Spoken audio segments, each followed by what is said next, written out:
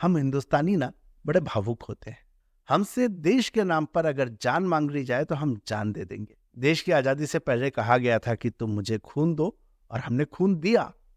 देश की आजादी जब हो गई, उसके कुछ सालों बाद युद्ध हो गया, और युद्ध में तत्कालीन प्रधानमंत्री ने कहा कि देश को पैसे की जरूरत है, और हम लोगों ने जो है तिजोरी खोली, सोना दिया। हाल ही में जो प्रधानमंत्री हैं, उन्होंने कुछ सालों पहले कहा कि देखिए, गरीबों के पास संसाधन नहीं है, और अगर आपके पास संसाधन है तो सब्सिडी वापस दे दीजिए। और हम लोगों ने सब्सिडी वापस दे दी। अब इसी कड़ी में एक सॉफ्टवेयर कंपनी के मालिक ने कहा कि इस देश को आगे बढ़ने के लिए, तरक्की करने के लिए युवाओं का समय चाहिए। युवाओं को अभी जो है हफ्ते के 70 घंटे काम को देने चाहिए। लेकिन इस बार हमने उन्हें वो नहीं दिया, हमने उन्हें ट्रोल कर दिया। नमस्ते दोस्तों, मेरा नाम है नवीन चौधरी, और आप समझ ही गए होंगे कि आज नवीन के नुक्कड़ पे क्या बात हम करने वाले हैं। इन्फोसिस के प्रमुख नारायण मूर्ति जी ने अभी हाल ही में ये कहा कि भारत जैसे प्रगतिशील देश के युवाओं को हफ्ते के 70 घंटे काम को देने चाहिए। अब इस पॉइंट पे इतना विवाद हो गया कि उनकी कही दो और बातें सुनी ही नहीं गई। उन्होंने दो बातें और कही थी। एक तो ये कि पश्चिमी देशों से युवाओं को अनुशासन और वर्क एथिक्स सीखना चाहिए। तीसरा पॉइंट उनका ये था कि भारत सरकार को और अधिक कुशल, अधिक रणनीतिक होने की जरूरत है। इतने बड़े आदमी ने कुछ कहा है तो कुछ सोच के कहा होगा, लेकिन जब लोगों ने ट्रोल किया है तो लोगों ने भी कुछ सोच के ट्रोल किया होगा।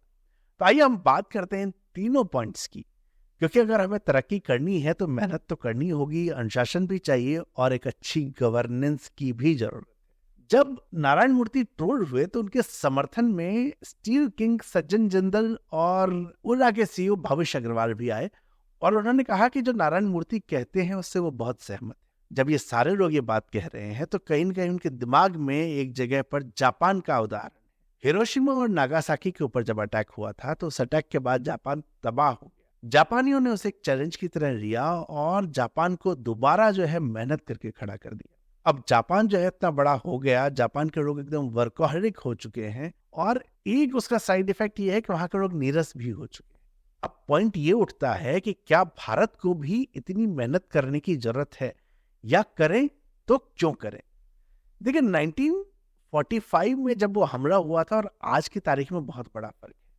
सोशल मीडिया पर अब तक आप ये तो पढ़ ही चुके होंगे कि इतनी देर काम करने का प्रभाव शारीरिक स्वास्थ्य और मानसिक स्वास्थ्य दोनों पर पड़ेगा।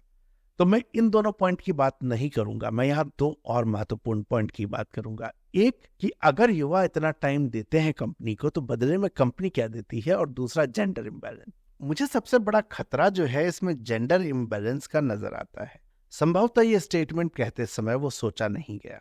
अगर हम 70 घंटे को रोज के वर्किंग डे में डिवाइड करें तो 5 वर्किंग डे की स्थिति में 14 घंटे और 6 वर्किंग डे की स्थिति में 11.5 घंटे रोज के काम करने हैं। हमारे देश में बहुत सारी कंपनीज हैं जहां 6 वर्किंग डे है, इसलिए हम उसी का उदाहरण लेते हैं, क्योंकि 14 घंटे वैसे भी प्रैक्टिकल नहीं है। 14 घंटे कोई ऑफिस में बिता के कब घर जाएगा, कब कुछ और करेगा। तो 11.5 घंटे अगर कोई व्यक्ति अपने ऑफिस जाता है तो देखिए, मेट्रो शहरों में ऑन एन एवरेज 45 मिनट्स एक साइड का ट्रेवल होता है। तो 11.5 प्लस 1.5 घंटे एक व्यक्ति ट्रेवल में खर्च करेगा, और उसके बाद कब वो अपने परिवार को टाइम देगा, कब वो अपना कोई और काम करेगा। ऐसी स्थिति में घर को चलाने के लिए एक व्यक्ति तो चाहिए जो घर को मैनेज करे। तो उन परिवारों की सोचें जहां दोनों पति पत्नी काम करते हैं। अब देखिए, अगर 13 घंटे कोई ऑफिस में बिता रहा है, 2 में से एक जने को परिवार में ही रहना है, और जो पहला इम्पैक्ट होगा वो यही होगा कि महिला को नौकरी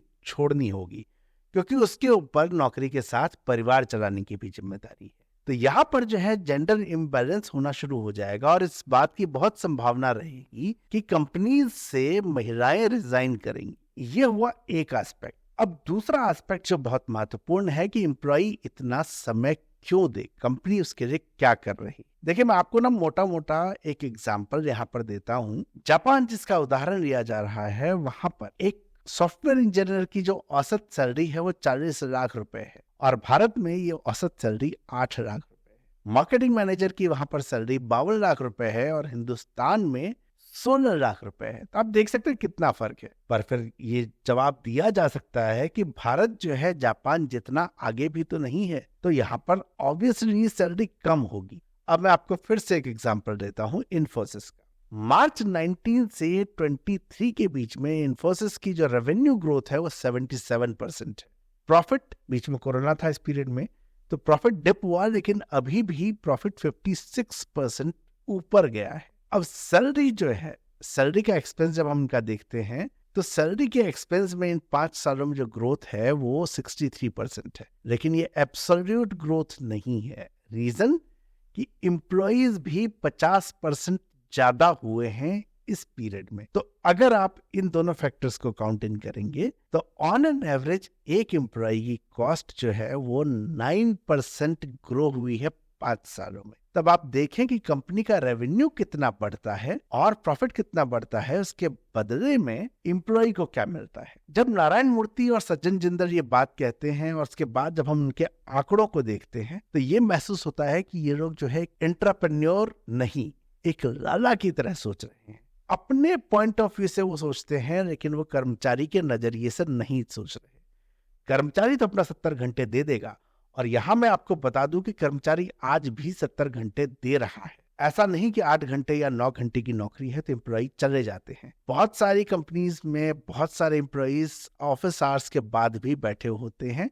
मैं खुद कई बार बैठा हूँ। कई ऑफिस में जहां एम्प्लॉय घर चले जाते हैं, वहां घर जाने के बाद वो काम करते हैं। मेरी वाइफ जिस कंपनी में काम करती है वहां महिलाएं 6:30-7 बजे के बाद ऑफिस में नहीं रुकेंगी, लेकिन काम जो है इतना है कि वो 7 घंटे, माफी चाहता हूँ, 7 बजे जब वो घर वापस आती है उसके बाद भी 4-5 घंटे और काम करती है। तो औसतन 14 घंटे तो अभी भी काम कर रहे हैं। तो ये जो ओवरऑल सिचुएशन है ये एम्प्लॉइज की ऑलरेडी हमारे यहाँ है अनऑफिशियली।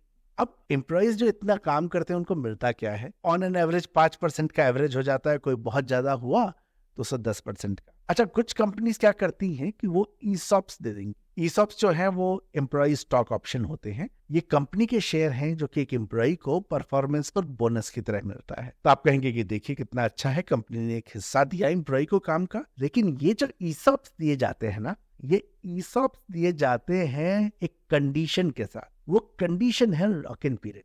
अगर आप कंपनी में इतने समय तक रहेंगे तो आपके ये ईसॉप्स आपके अकाउंट में आएंगे। ये 2 साल या 3 साल हो सकता है।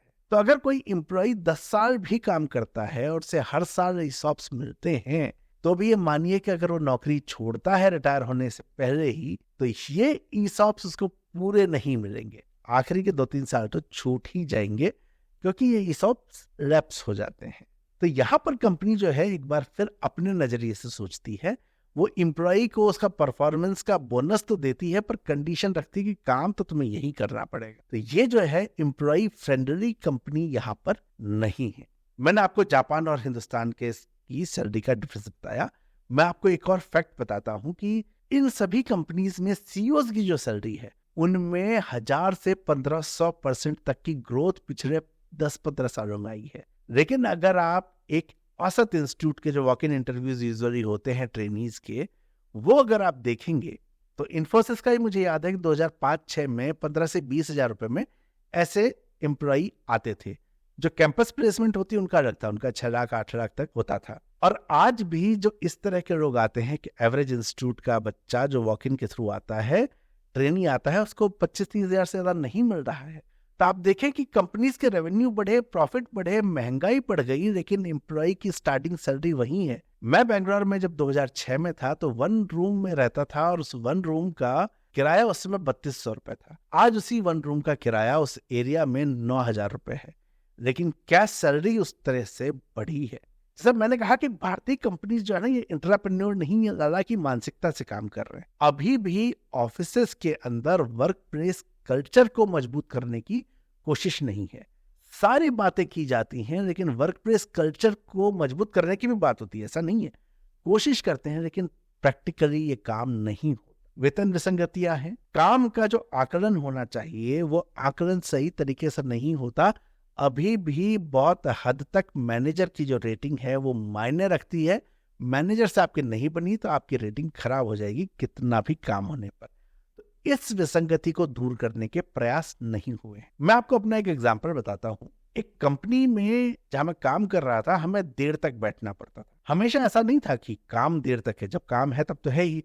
उसी कंपनी में मैंने 2 बार 36 घंटे तक लगातार काम किया है। सुबह ब्रश मंगवाया, वहीं पे ब्रश किया, वहीं बाथरूम में नहा रही है, सब कुछ वहीं किया। काम है तो काम करेंगे। हमें बैठना इसलिए पड़ता था क्योंकि हमारा बॉस बैठा हुआ है। और बॉस क्यों बैठा हुआ है? एक तो इंप्रेशन पड़ता है कि बॉस काम कर रहे हैं, दूसरा बॉस की पत्नी कहीं और काम करती थी। बॉस की पत्नी जब अपने दफ्तर से निकलती थी तो वो मेट्रो लेकर हमारे ऑफिस तक आती थी और फिर बॉस उनको लेकर अपने घर जाते थे जो वहां पास में ही था। अब बॉस क्या करता कि भाई उसको लगता काम नहीं है, ये सब निकल जाएंगे, तो वो आखिरी के आधे घंटे में अर्जेंट काम हमें पकड़ा देता। अब ये अर्जेंट काम आप करने में लग गए। इधर उसकी पत्नी का फोन आया कि मैं मेट्रो स्टेशन पहुंच गई हूं और बॉस 3 मिनट के अंदर उड़न छू। अगर उसके उड़न छू होते टाइम आपने कहा कि बॉस ये जो आपने काम बोला है इसमें कुछ अटक रहा है, नहीं कल कर देंगे, कल देख लेंगे इसको, या मुझे बाद में फोन कर देना, यानी जो काम अर्जेंट करके आपने स्टाफ को रोका वो काम अर्जेंट नहीं था। अब क्या ये एम्प्लॉइज का हैरेसमेंट नहीं है? क्या कोई भी कंपनी इस तरह के प्रैक्टिसेस को देखती है? एचआर वहां पर नहीं देखता। उल्टा ये होता है कि मैनेजर इतनी देर तक रुका है, टीम को रुकवाया है तो काम कर रहे हैं हमने ये मानकर मैनेजर अप्रेजल दे देता है। अगर आप किसी कर्मचारी को बिना काम के भी शाम को जबरन ऑफिस में नहीं बैठाएंगे ना, तो यकीन मानिए 95% कर्मचारी जब काम पड़ेगा तो वो एक्स्ट्रा आवर्स खुशी खुशी देंगे। और इसी चीज को वर्क लाइफ बैलेंस कहते हैं, जो अगर नारायण मूर्ति जी के हिसाब से चला गया तो खत्म हो जाएगा। उन्होंने देश की प्रगति की बात कर दी, लेकिन देश की प्रगति के अंदर प्रगति सिर्फ अभी कंपनीज की हो रही है, एम्प्लॉयज की नहीं हो रही है। और उदाहरण मैं आपको दे चुका हूं। बार बार जो है जापान का उदाहरण फिर आ जाएगा कि क्या जापान के लोग जो है इतना काम नहीं करते। जापान के लोग नीरस हो चुके हैं, जैसा मैंने बताया, मशीन बन चुके हैं। और फिर भी अगर हम जापान की बात करें ना, तो जापानी कंपनी में हर चीज का एक सिस्टम बना हुआ है, इसलिए वो लोग बहुत ज्यादा प्रोडक्टिव हैं। हमारे यहाँ सिस्टम्स अभी भी नहीं है। वर्क प्लेस में ये सुधार की जरूरत है। तो नारायण मूर्ति जी और जो ये सभी उद्यमी हैं, अगर वर्क प्लेस को प्रोडक्टिव बनाना चाहते हैं तो उनको सिस्टम्स के ऊपर बहुत काम करना होगा। और फिर यकीन मानिए 70 घंटे की जरूरत नहीं, जब होगी तब देंगे। अगर सारे सिस्टम प्लेस में है तो 40 से 50 घंटे के अंदर भी ये सारे एम्प्लॉइज आपको बेस्ट रिजल्ट दे सकते हैं। और मैंने इसको अपनी आखिरी कंपनी में अपनी टीम के साथ इंप्लीमेंट करके देखा। जब जरूरत थी हमने एक्स्ट्रा टाइम दिया, जब नहीं थी हमने फ्री रखा, सिस्टम को प्लेस में किया तो काम हुआ। तो ये थी 70 घंटे की बात। लेकिन उन्होंने 2 और बातें की थी, और दूसरा पॉइंट जो था वो था युवाओं में अनुशासन का पॉइंट।